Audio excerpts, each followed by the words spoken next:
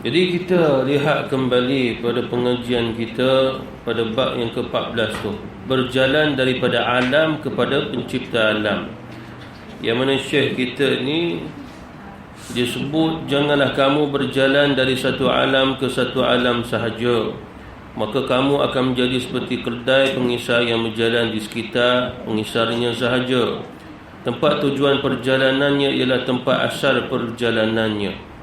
Wal makanul ladzi irtahala ilaihi huwa alladzi irtahala minhu, walakin irhal min al-akwani ila al-mukawwini wa anna ila rabbikal muntaha. Yang ayat Quran.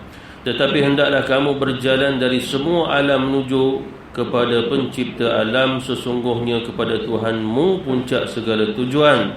Perhatikan sabda baginda Rasulullah sallallahu alaihi wasallam, "Faman kanat hijratuhu ila Allah wa rasulih fa hijratuhu ila Allah wa rasulih." Ini sudah sebut, cuma kita nak kembali balik nak faham seperti mana Allah sebut, "Wa anna ila rabbikal muntaha." Muntaha ni tempat berhenti terakhir kita adalah kepada Allah Subhanahu wa taala. Inna lillahi wa inna ilaihi raji'un. Maknanya tempat terkembali kita ada kepada Allah Subhanahu wa taala. Oleh kerana itu, dalam bahagian perjalanan dalam kehidupan ini, dia bukanlah satu kehidupan yang kekal, tapi perjalanan kita ini dihitung oleh Allah Subhanahu wa taala melalui nafas kita, melalui kedipan mata kita, melalui langkah-langkah kita. Itu semua dikira oleh Allah Subhanahu wa taala. Makna langkahan di kita di dunia ini semua akan diperhitungkan oleh Allah Subhanahu wa taala. Lalu tempat perhitungan tu pula adalah akhirat. Oleh kerana itu, perjalanan dunia kita ini mesti kita sama-sama fikir agar di akhirat dia menjadi selamat. Maknanya kesan di akhirat dia selamat. Itu pasal setiap daripada tindakan kita sebagai orang Islam ni, dia kena perhatikan sama ada hukumnya ini wajib ke, hukumnya ini sunat ke, mustahab ke, makruh ke. Dia kena perhatikan. Jangan dia dah buat baru dia bertanya, apa hukum dia? Kita tanya, dah buat dulu? Dah buat dah. Dia sepatutnya kena tanya dulu baru dia buat. Itu tindakan orang mukmin, cara dia begitu. Kan? Lalu kita kena tanya dulu.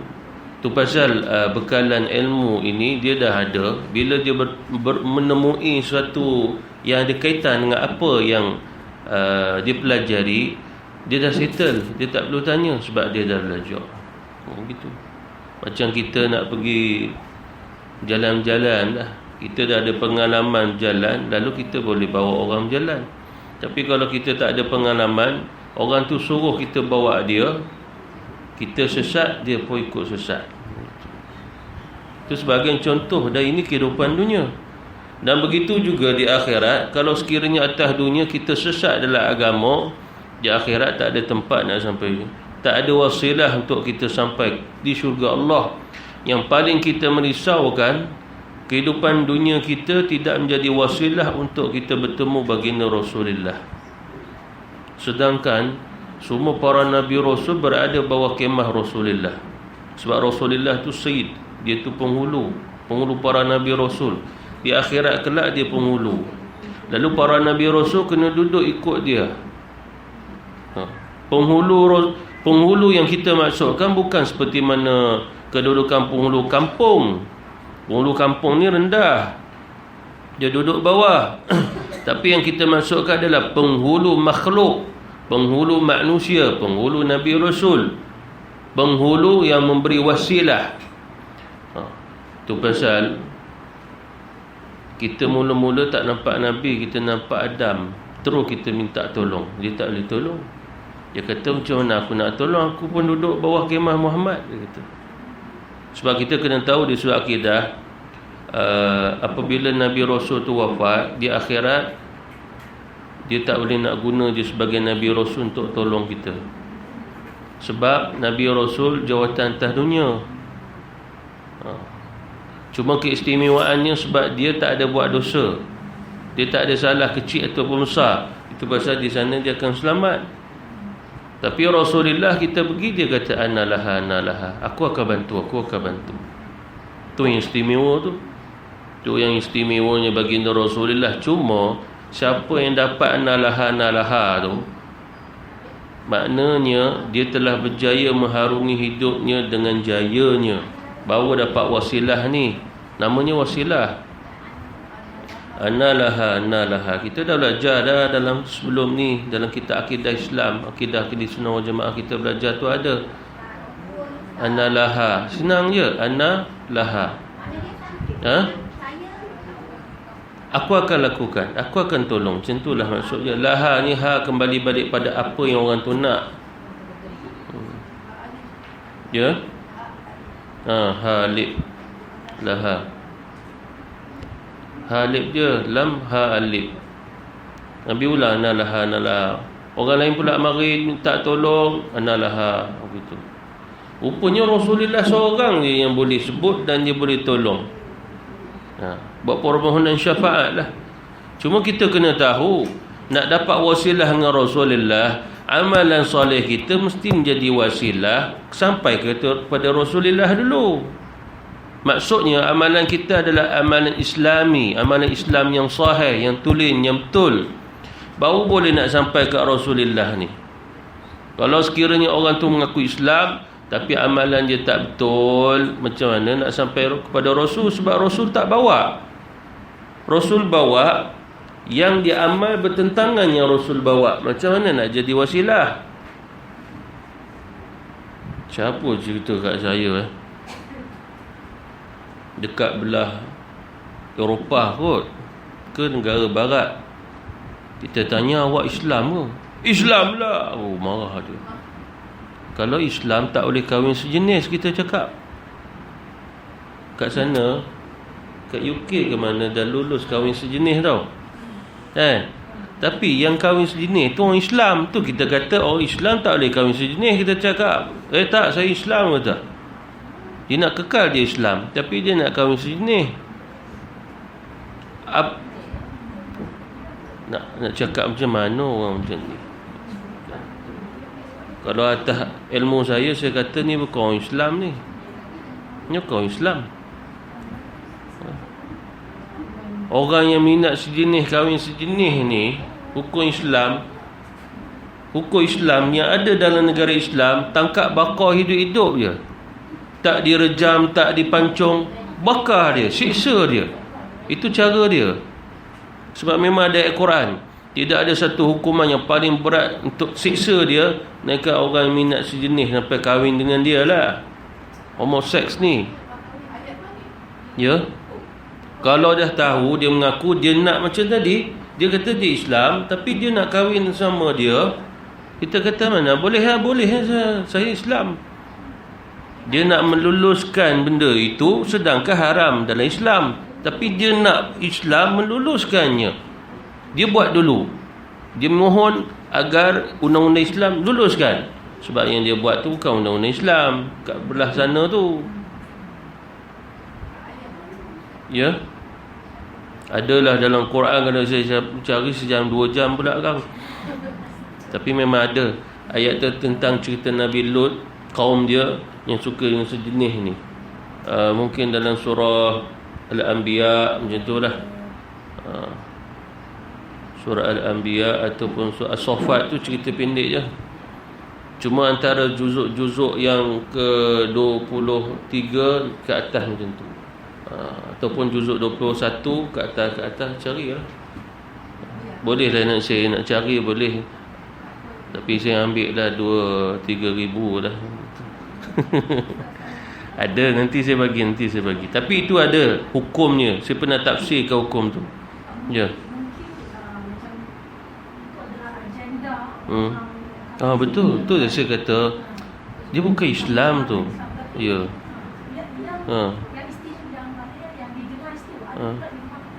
Betul. Ya. Itulah saya kata, ini bukan Islam. Ya, betul. Itulah saya kata ni bukan Islam. Tu pasal orang macam ni kalau dihukum berat sangat-sangat. Kalau lah hukum Islam, orang tak sejenis kalau dia zina pun rejam dia. Kalau dia bunuh, pancung dia.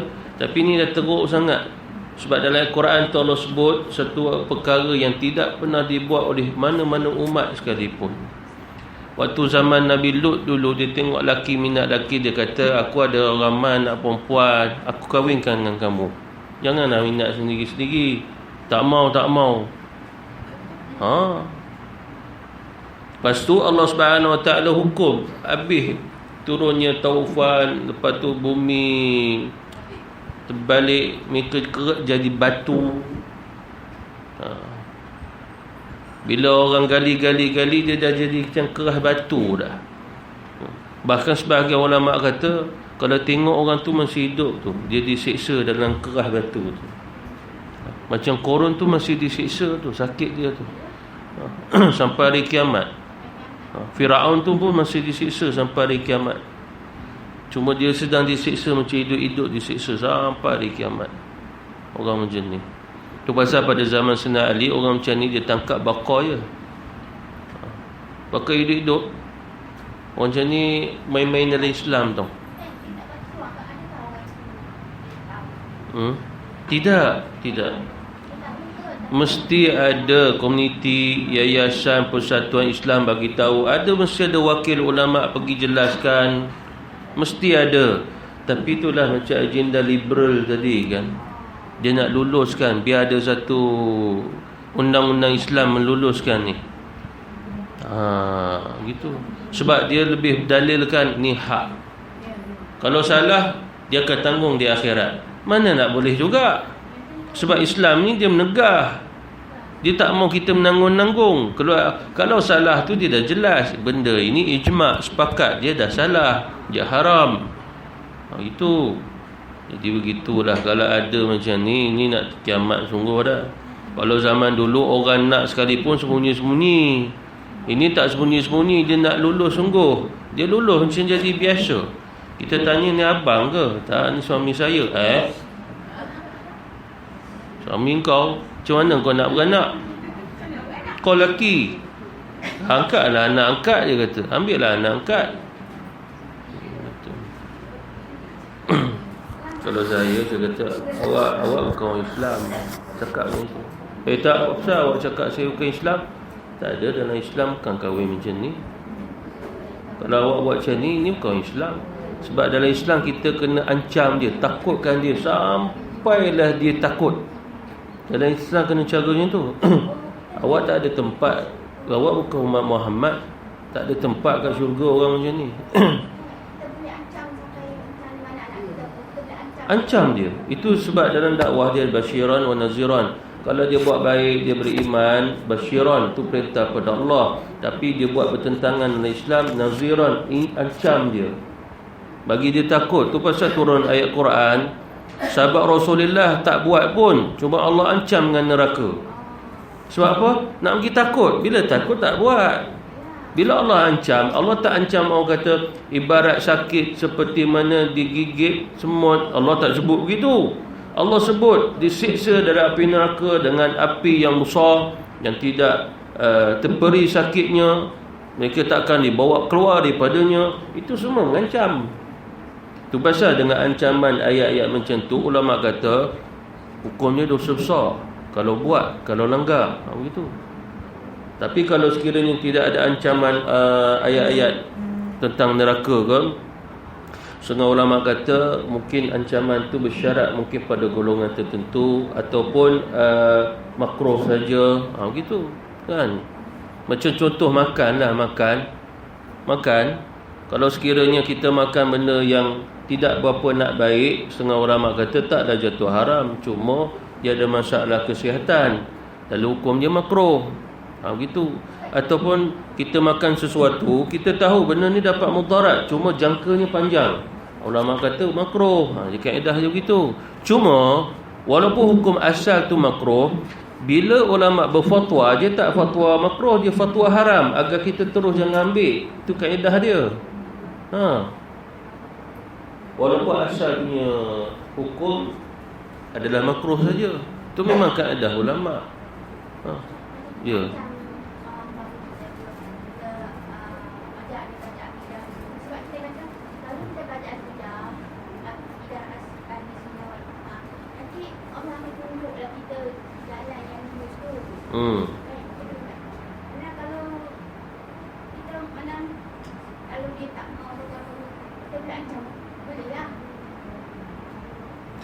Cuma kita nak kena ada ilmu cara kita mengancam dia tu.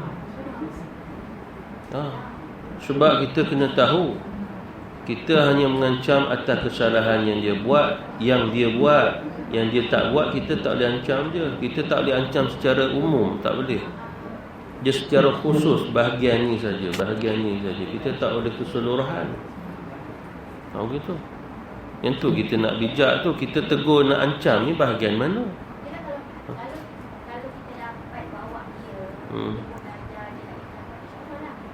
Boleh.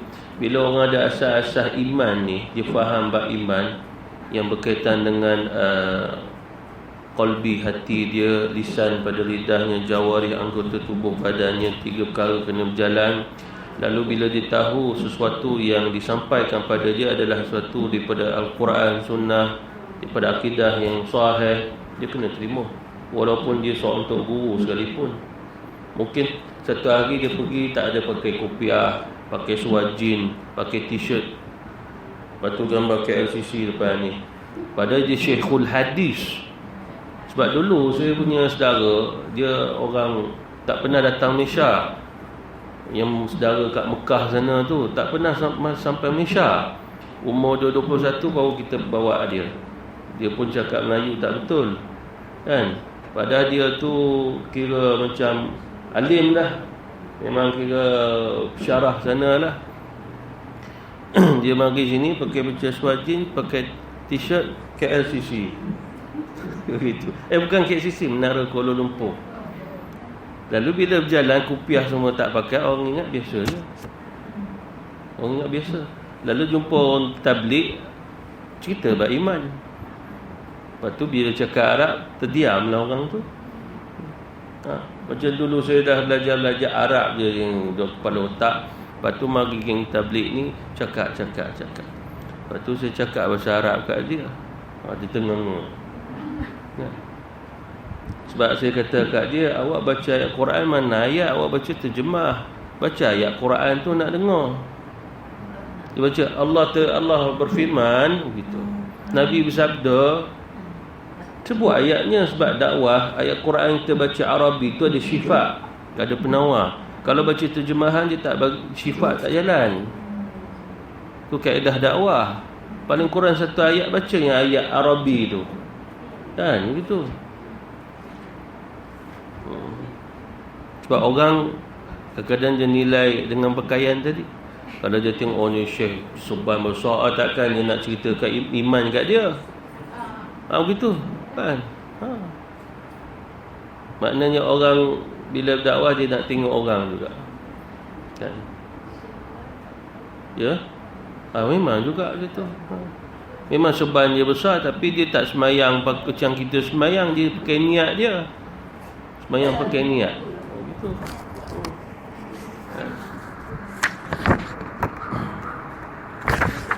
Jadi kita ada ilmu nak boleh ancam sesuatu agar dia takut, ancamlah, tak ada masalah. Lebih-lebih kita layak untuk mengancam dia. Macam anak buat salah, kita ibu layaklah. Memang layak. Ayah pula mengancam anak dia, memang layak. Memang layak. Cuma hari tu orang ada bagi satu dekat WhatsApp tu, dia tanya berkaitan dengan boleh ke bapa dia angkat duit anak dia. Lepas tu Ustaz Azhar Idro jawab, haram, mana boleh. Soalan tu tak jelas tu. Tak jelas. Sebab Rasulullah pernah sebut, harta anak kamu milik kamu, Rasulullah kata. Soalan dia, anak ada duit, bapa pergi ambil. Ambil tu macam curi lah, ambil siap-siap. Ambil dalam poket dia ke. Ya. Ya. Bismillah. Kena cakap awal-awal tadi tu. Dah boleh dah. Bismillahirrahmanirrahim. Nak kena ulang balik 10 minit tadi. Jadi soalannya, boleh ke bapa dia ambil duit ataupun sebahagian anaknya punya harta atau harta anak? Harta anak termasuklah duit dia, ambil motor dia. Ni bapa ni. Jadi Ustaz Azhar dulu dia kata haram. Mana boleh ambil duit anak sesehari? Tak jelas. Tak jelas jawapan tu. Soalan pun tak jelas. Sebab hadis Rasulullah, Nabi bagi tahu harta anak milik bapa. Satu hari anak seorang lelaki mengadu kat Rasul, ya Rasul, aku adalah duit dirham ke, bapa pergi ambil guna pakai untuk dia. Ya Rasulullah kata, memang harta dia, harta kamu milik bapa kamu. Cuma Ustaz Zaidrah jawab, haram mana boleh. Tu saya kata tak jelas. Yang haram ni, kalau anak tadi dah berpisah tanggungan dengan bapa, maknanya anak ni duduk rumah sendiri, mungkin dah kahwin, bapa senyap-senyap pergi rumah, pergi ambil duit. Itulah yang haram. Tapi kalau anak masih dalam tanggungan bapa bela dia duduk rumah bapa, cuma dia memang dia kerja, cuma soalan dia duduk rumah bapa, bayar sewa kat bapa dia, kat bapa tak ada, free. Lalu bapa boleh ambil duit dia, itu masih lagi bapa menanggung dia, walaupun dia ada duit, dia kerja. Ya, lainlah kalau sekiranya memang duduk dalam rumah bapa dia, cuma dia niat dia menyewa. Sebab dalam Islam, apa dia? Terlebih kuat pula.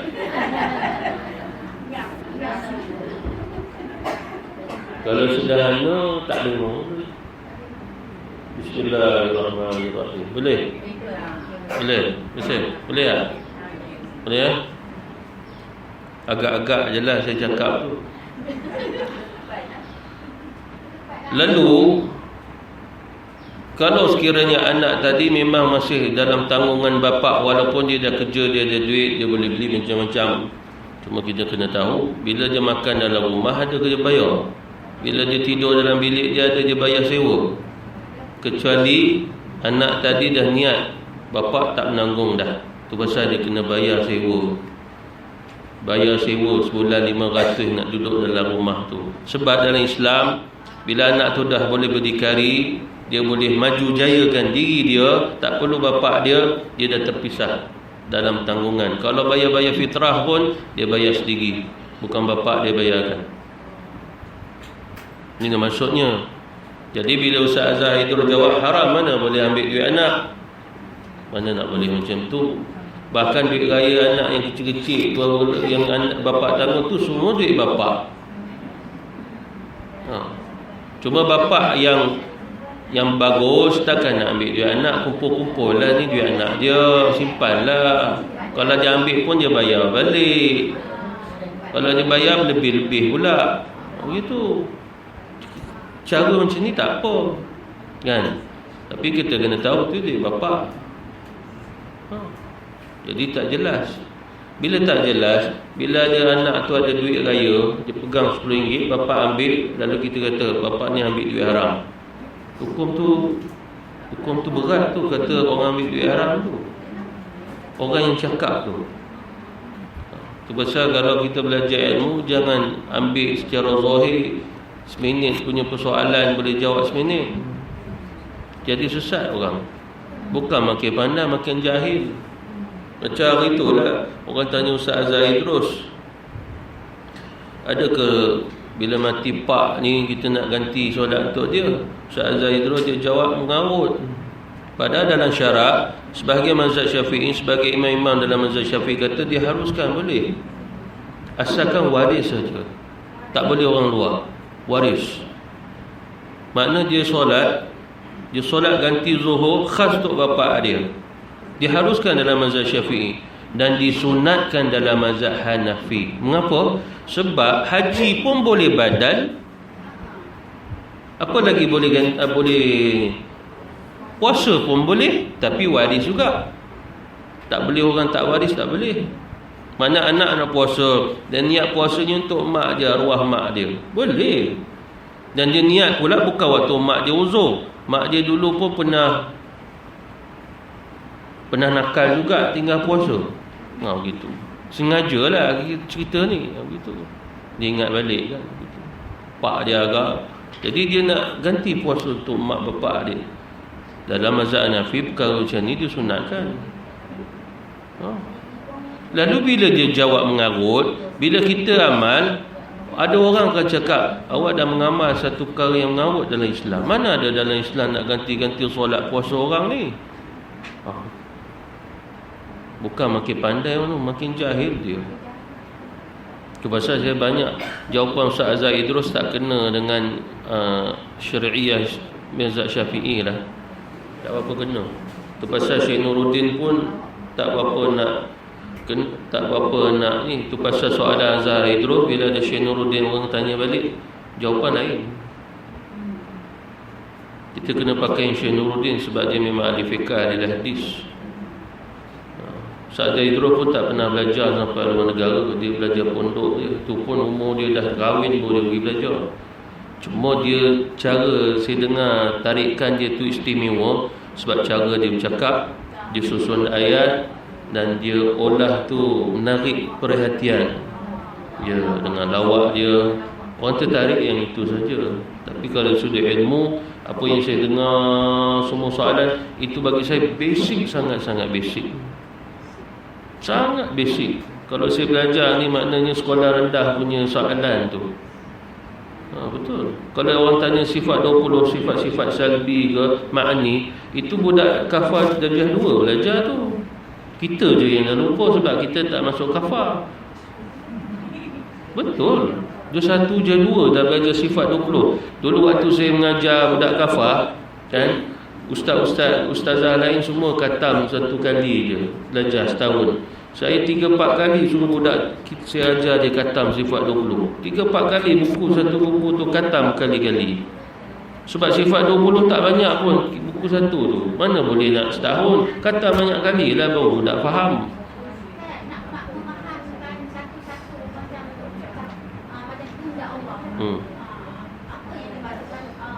Tu pasal kita sendiri guru mesti ada ilmu untuk memahamkan dia.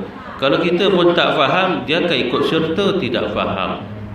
Itu pasal bila kita belajar dengan guru ni memahamkan kita, tentu guru ni memang faham. Tapi kadang-kadang bila belajar kita tak faham, kemungkinan guru tu pun tak faham. Dia kaedah begitu, dia wasilah dia berjalan balik, dia turun.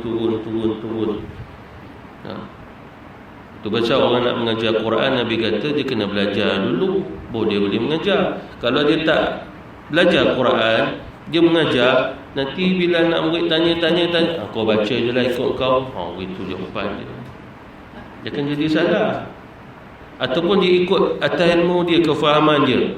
Lepas tu budak tu pun baca. Satu hari budak ni talaki dengan seorang ustaz lain.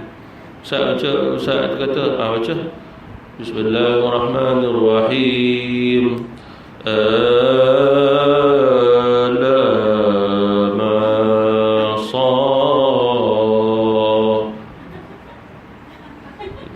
Ni surah apa dia? Ni Ustaz, Alif Lam Mim Sad tu dia baca macam tu.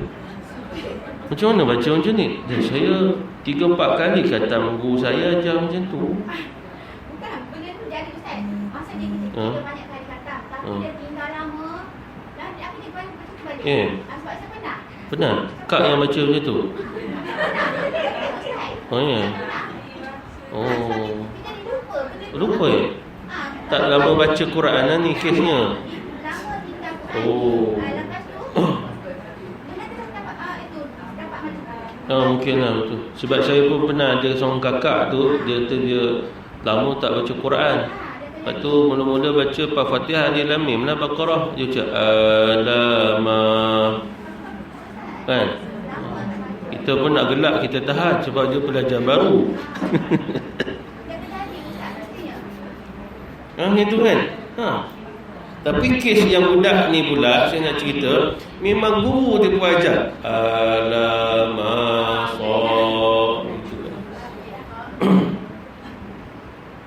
Lepas tu ustaz tu ajar alif lam mim sad. Lepas tu anak murid tanya, macam mana ada dal ni? Ni kan huruf sad. Ya dah tadi bunyi dal kol-kolah dal. Dia tanya pula. Itu pasal barakat ilmu tu mengalir atau orang yang sampaikan. Jelas. Maksud jelas ni kalau dia ada masalah A, dalam masalah tu boleh settle. Ada masalah B pun settle dengan jawapan tu balik.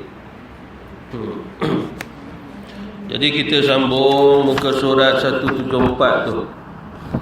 Rasulullah sallallahu alaihi wasallam sabda yang mana maksudnya sesiapa yang hijrahnya menuju kepada Allah dan Rasulnya, maka hijrahnya akan sampai kepada Allah dan Rasulnya. Sesiapa yang hijrahnya kepada dunia, maka dia akan mendapatkannya. Saya letak sini, dengar lagi kot. Bismillah, boleh? Dengar? Kalau tak dengar ni bukan masalah ni.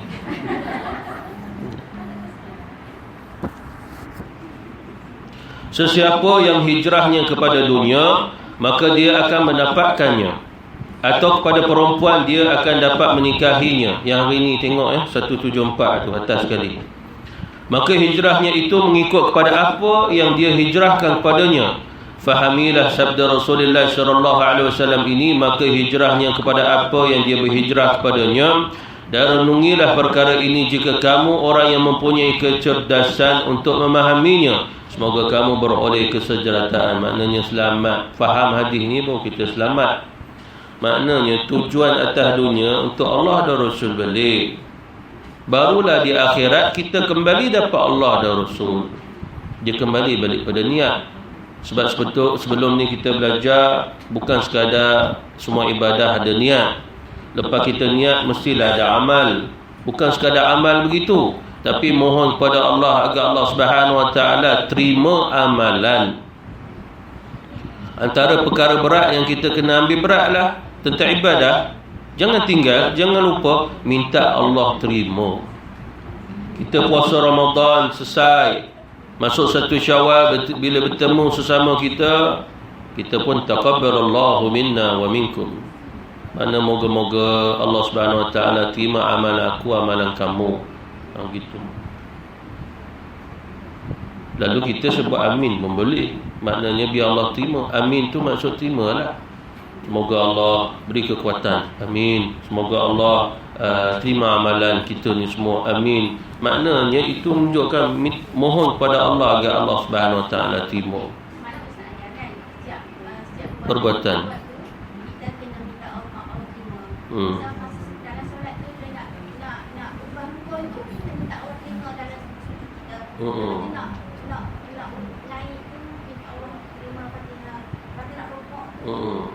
Sebab itu bahagian munajat. Sebab setiap daripada bahagian rukun mesti ada munajat dia.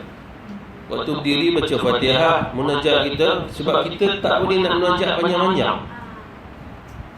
Lalu macam kita baca Fatihah, ghairil maghdubi alaihim waladdallin, amin. Maksud dia terimalah ya Allah dengan bacaan Fatihah. Sebab bila Allah terima, ihdinas siratal mustaqim siratal ladzina an'amta alaihim, dapatkan kita lah orangnya. Allah bagi jalan tunjuk, jalan lurus tu. Allah bagi hidayah. Sebab dia terima Fatihah kita. Gitu. Macam kita ni Allah dah terima dah. Sebab 17 kali baca Fatihah, itu fardu saja. Mustahil Allah tak bagi hidayah. Kalau Allah tak bagi hidayah, kita pun tak sampai kat sini. Gitu. Ya. Mana kita tak ambil berat tentang Islam lah. Ya.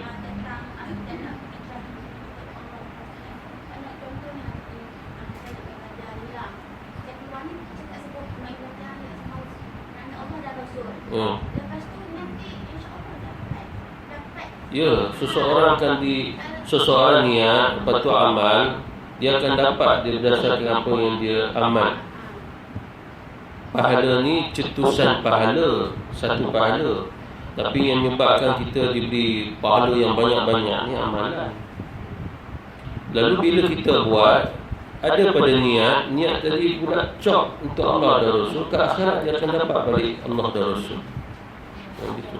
Sebab kita kena ingat, setiap perbuatan, di dalam perbuatan ada perbuatan lain. perbuatan mendapatkan wasilah. Wasilah nak sampai Rasul. Dalam wasilah ada wasilah lagi. Mana amalan yang kita buat ni, wasilah kita nak sampai jumpa dapat Rasulullah ni di akhirat. Bila jumpa dapat dia, itu wasilah. Lalu wasilahnya Rasulullah SAW pula akan mohon kepada Allah dengan syafaat. Syafaat itu sebagai wasilah balik untuk kita dapat masuk syurga. Itulah masuk dalam wasilah, ada wasilah lagi.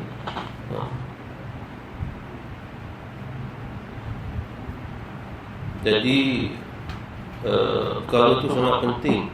Bila munajat kita bawa terima amalan pada setiap rukun-rukun solat kita buat. Dan daripada contoh solat yang kita buat itu, kita boleh bawa pada ibadah yang lain. Mana mohon kepada Allah terima. Kalau kita berdoa mohon terima. Kalau kita zikir minta Allah terima.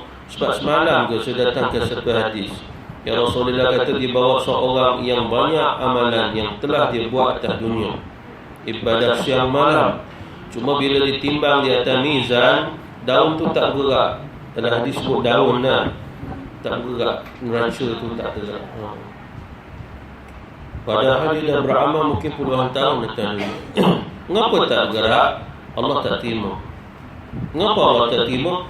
Tu yang kita nak cari tu. Bila kita dapat, kalau kita buat, kita kena tinggal. Kita poin kita tu cari mengapa Allah tak terima. Salah satu Allah tak terima, dia tak ikhlas sebab mungkin dia riak, dia sombong, dia sum'ah. Seperti mana bulan Ramadan yang sudah saya bagi tahu, orang pun puasa sebab dia Rasulullah. Allah tak terima puasa dia kalau dia derhaka ibu bapa, tak settle. Allah tak terima puasa dia kalau dia buat zalim ke orang. Tu ada kes kat situ.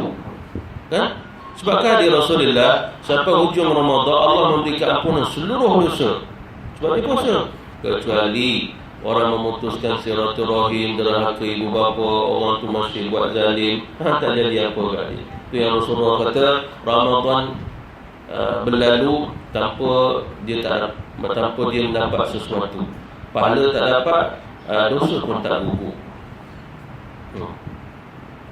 Mustahil orang boleh tak dapat pahala. Kalau tak gugur dosa tak apa, biar pahala dapat. Cuma sekarang ni pahala tak dapat, dosa tak gugur. Mana tak jalan. Bagi orang yang berjaya, pahala dapat, dosa gugur. Gitu. Tu berjaya lah dia. Itu pasal bukan semua orang berjaya buat puasa Ramadan ni.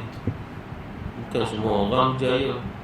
Orang yang berjaya tentu dia berlainan dengan orang-orang yang tak berjaya. Orang yang dapat Lailatul Qadar tentulah berbeza dengan orang tak dapat Lailatul Qadar. Kesannya setelah puasa tu, setelah Ramadan, kalau sekiranya seorang pencuri dia dapat Lailatul Qadar, malam tu dia bertaubat, malam tu Lailatul Qadar, mustahil lepas habis Ramadan dia nak curi lagi. Mustahil orang dapat Lailatul Qadar dia nak mencuri lagi malam tu. Dia dah dapat.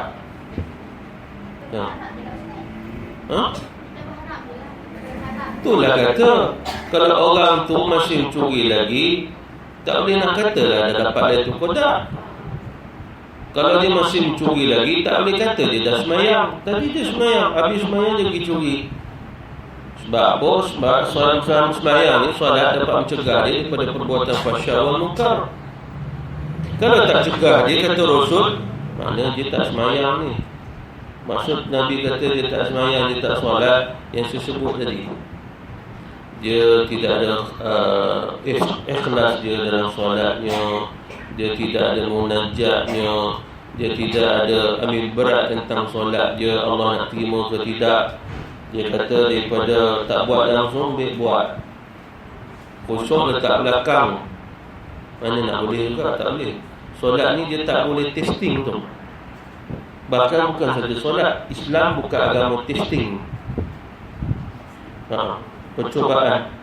Contohlah orang tu masuk Islam, saya sungguh dululah masuk Islam dalam 2 minggu ke, mana nak boleh. Tu pasal orang berlakon jadi orang Islam pun tak boleh. Islam tak boleh agama lakonan. Kalau awak nak betul jadi lakonan awak sebagai orang Islam, awak mesti Islam dulu.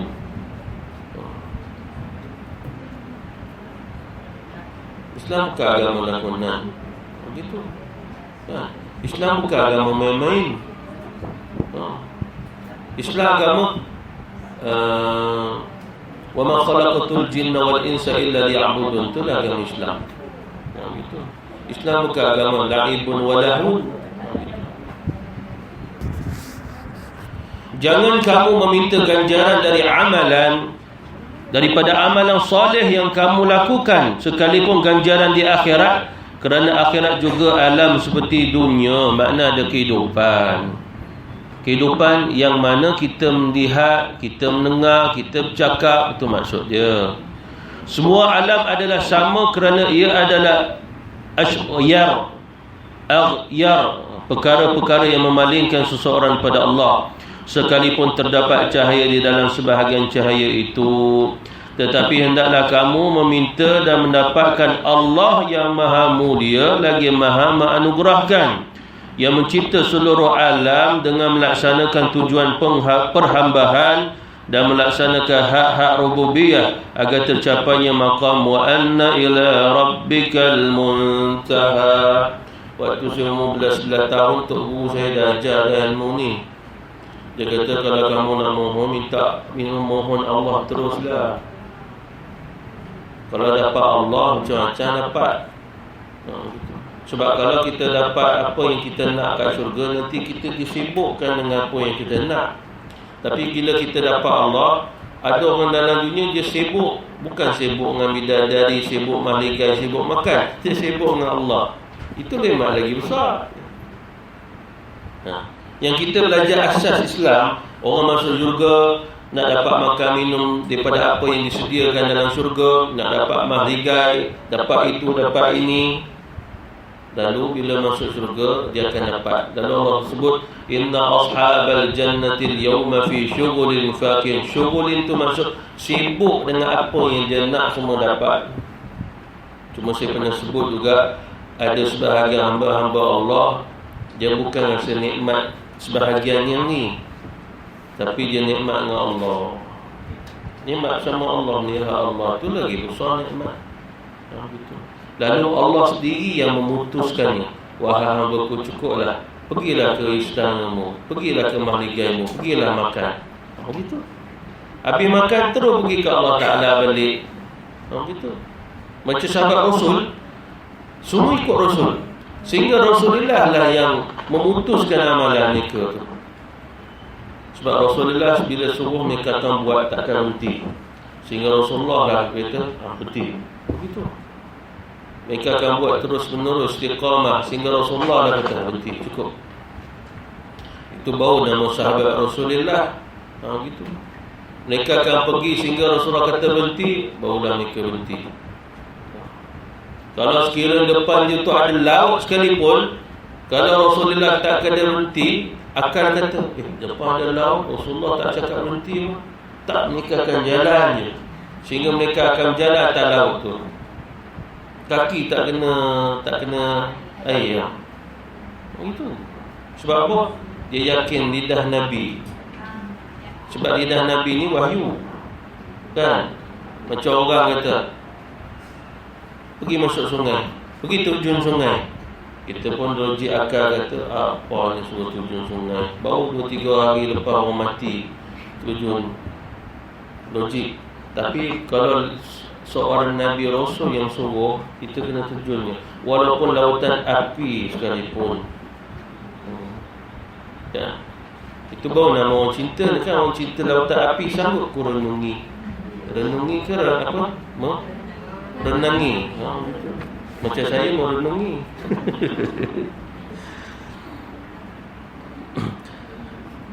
Ini ialah maqam al-arifin yang tidak gemar untuk menuntut pahala, tetapi menjuruskan sepenuh penumpuan kepada Allah yang maha mulia lagi maha mengurniakan. Bahkan perkara ni kita dah belajar sebelum ni dah.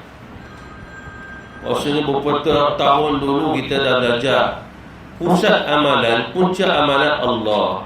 Inna salati wa nusuki wa mahyaya wa mamati lillahi rabbil alamin. Kita tak sebut lil jannatin na'im.